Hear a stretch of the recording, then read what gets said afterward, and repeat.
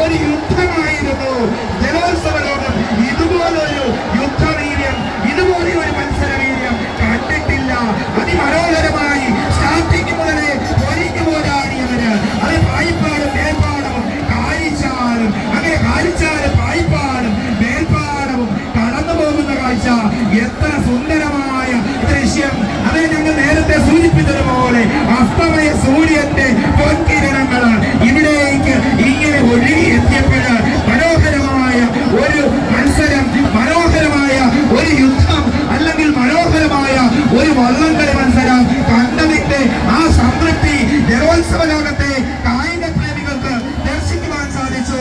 അതേ ഒന്നാം ട്രാക്കിലൂടെ പായിപ്പാട് തുഴഞ്ഞത് പായിപ്പാട് ബോട്ട് ക്ലബ്ബ് മഹേഷ് കെ നായർ ക്യാപ്റ്റനായിട്ട് വന്നെങ്കിൽ മേൽപ്പാടം രണ്ടിലൂടെ മേൽപ്പാട് ബോട്ട് ക്ലബ്ബ് തങ്കച്ചൻ മുട്ടേലിന്റെ നേതൃത്വത്തിൽ കടന്നു വന്നെങ്കിൽ ഒന്നിലൂടെ മൂന്നിലൂടെ കാരിച്ചാൽ കടന്നു വന്നു. കാരിച്ചാൽ ചുണ്ടൻവള്ള സമിതിയുടെ എൻ പ്രസാദ് കുമാറിന്റെ നേതൃത്വത്തിൽ കടന്നു വന്നു.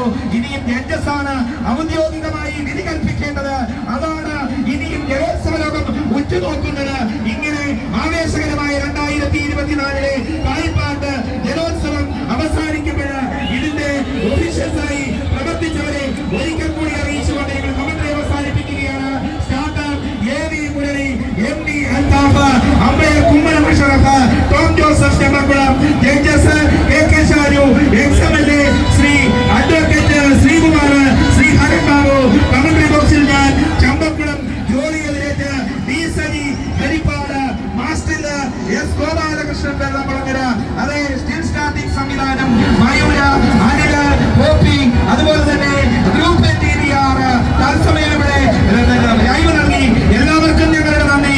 വിശിഷ്ടാതിഥികൾക്കും ഈ ജലോത്സവം ധന്യമാക്കിയ ഇതിന്റെ സംഘാടക സമിതിക്കും നന്ദി അറിയിച്ചുകൊണ്ട് ഞങ്ങൾ പ്രധാന വേദിയിലേക്ക് ബൈക്ക് കൈമാറുമ്പോൾ കമന്ററി ബോക്സിൽ ഞാൻ ചമ്പക്കുളം ജോലിയെതിരേറ്റ് D സജി ഹരിപ്പാട് ആവേശകരമായി മത്സരം പൂർത്തീകരിക്കുമ്പോൾ നമുക്കൊരു ആത്മ